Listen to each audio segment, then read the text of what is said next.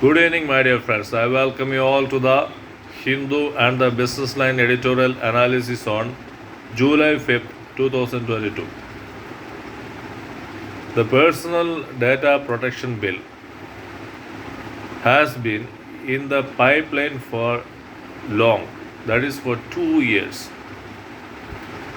What do we mean by the Personal Data Protection Bill has been in the pipeline for too long? That is, the bill, whenever is considered for making a law in the parliament, it is first submitted to the joint parliamentary committee to get its comments on the bill.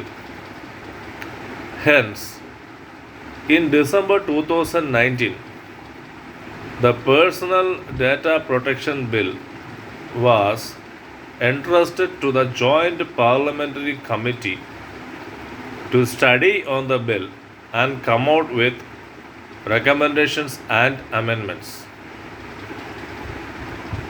Hence, in December 2021, the Joint Parliamentary Committee had come out with 81 amendments and 12 recommendations out of a bill of only 99 sections. This is a major overhaul of the bill. Hence, the bill had to be withdrawn to draft a new bill because 81 amendments out of 99 sections in the bill comprises a lion's share, that is the lion's share of the bill. Making such amount of amendments and 12 recommendations to the bill, it requires better draft a new law, better draft a new bill instead of that. Especially the contentious clauses of the bill were clause 35 and clause 41. Clause 35 ensured that the government had the power to appoint any agency, that is, the agency of the government would be excluded from the list of data privacy, that is, they would make interferences in the data access and data transactions of public. This was a contentious issue, and clause 41 of the bill stated that the presiding officer of the data protection agency would be appointed by the government themselves. So, the independence of the data protection agency's president was at stake. India was the first country to propose a data protection bill. Hence, it went ahead with the bill in 2019. We all know the Cambridge Analytics case in United States, which is having a data protection law among with China and Europe. Europe is having a data protection law, China is having a data protection law, and US is having a data protection law. So the Cambridge Analytics case framed Facebook for infringing upon the privacy of the users. Hence, Facebook had to cough up a $5 billion as compensation, as penalty. Hence, it is very common to see that data breaches and infringing upon the privacy of the users by various agencies are happening. For example, a software sitting on your mobile will capture most of your data. It is not to be forgotten that India has a 700 million plus subscribers to the internet. The access to the internet is being made by 700 million plus people, and India is having 130 crores of Aadhaar card users. So, this data, the personal data, is accessible by some outsider agency is very daunting and intimidating. Hence, the interference by the government on the data privacy, as is stipulated in clause 35 of the scrapped bill, Personal Data Protection Bill, raises eyebrows. It is very good that the Joint Parliamentary Committee's recommendations were given heed to. However, this intermediary agency of the government is here to stay in the new bill also. The internet space is now fraught with the data sharing by financial intermediaries, the public, the government, and the financial enterprises. So, interconnection of these very sensitive people and agencies makes the data crisscrossing to the unwanted agencies which will have a hold of this data.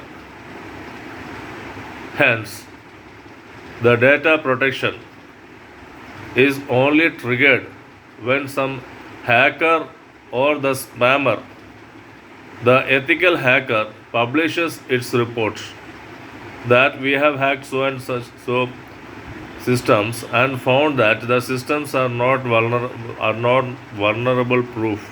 Ethical hackers are those persons who hack the systems for looking at the data protection purposes.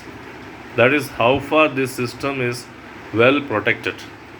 So, ethical hackers have just done the hacking and published the reports, and then only we come to know of our data is being compromised. So, a data protection law hope will take into consideration the rights of the people to have their data protected by a nation which is having a very large number of internet users and having most of the activities under the e-filing or e-governance platform. Then, moving on to the Hindu. This is discussing the freebies issue. There was an apex court decision in S. Balasubramanian and versus Government of Tamil Nadu.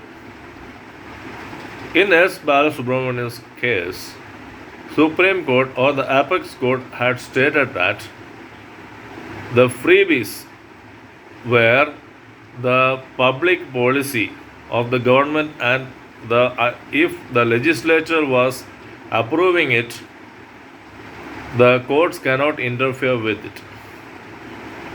However, it mandated the election commission to release a model manifesto to the parties who are standing for the elections, and the model manifesto should contain certain provisions which are accepted by all the parties, so that no party is in advantage of offering freebies in advantage of another. However, the recent Supreme Court judgment on the public interest litigation on freebies, whether it is a burden on the government or public waste of the exchequer. The Supreme Court has held that the subject would be dealt with by a panel of experts, a panel of stakeholders. That is, the question of freebies would be decided by a panel of stakeholders. Who are the stakeholders? The Niti Aayog, which is making the planning, the Finance Commission, which is involved in allocation of economic resources to the states, Law Commission, and the other stakeholders, that is public. Reserve Bank of India is also involved. So all these stakeholders will deliberate on this issue and come out with a plausible solution. There was a suggestion that Parliament would deal with it. However, the Supreme Court has opined that in a Parliament, the political parties would be very much interested in endorsing the concept of freebies because their interest is also involved in this. And there was a suggestion from the earlier Supreme Court decision that whether a model manifesto should be drafted. However, the Supreme Court has done away with this question and stated that no model manifesto by the Election Commission of India should be made because it will go against the principles of electoral system. It is a question whether these freebies are really a populist measure or the welfare measures. The welfare measures are a matter of policy, and when given consent by the legislature, a political party can very well offer freebies to its people. Most of the people get the lots of resources from these freebies, like women, children, and the elderly are getting many resources of the government in the form of freebies. So when these welfare measures are involved, how can a court decide upon the question of freebies? That is the question. Then moving on to the another issue at hand in the editorial. Day before yesterday also I discussed about the spectrum allocation. The 55,236 megahertz of spectrum allocation has been conducted by the Union government recently. The government could garner 1.5 lakhs crores, that is 1.5 trillion of money out of this spectrum allocation.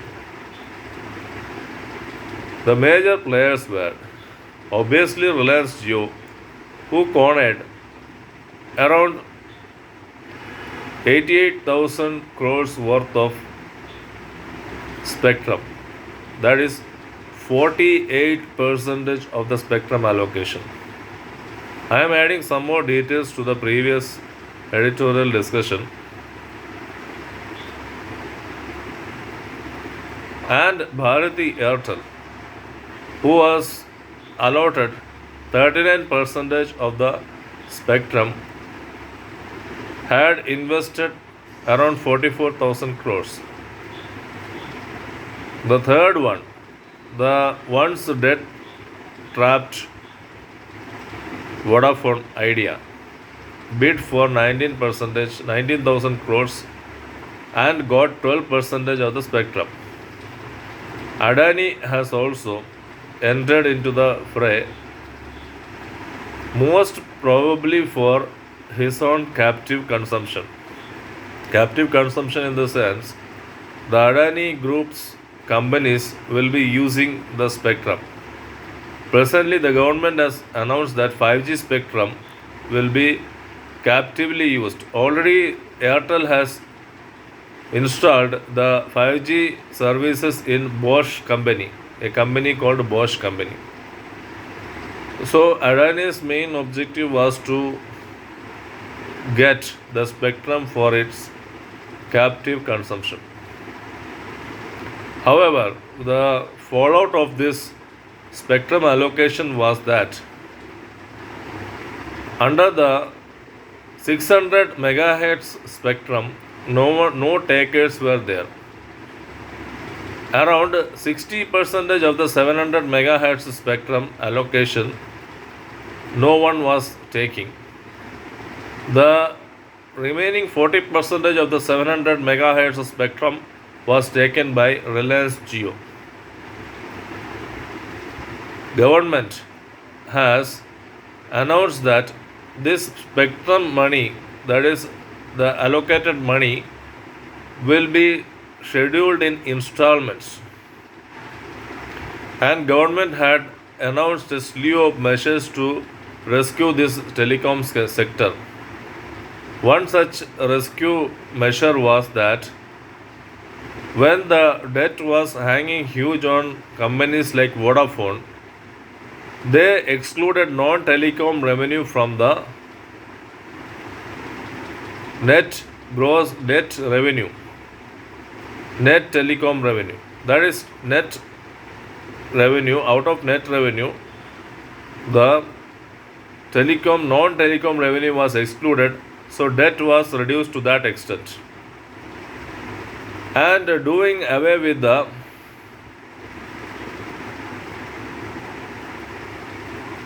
spectrum usage charges, which was another relief measure. So, this shows a very healthy trend of the telecom industry. Indian government could boost up the confidence of the telecom industry, which is evident from the spectrum allocation which we have seen recently. The health of the telecom industry is very clearly visible.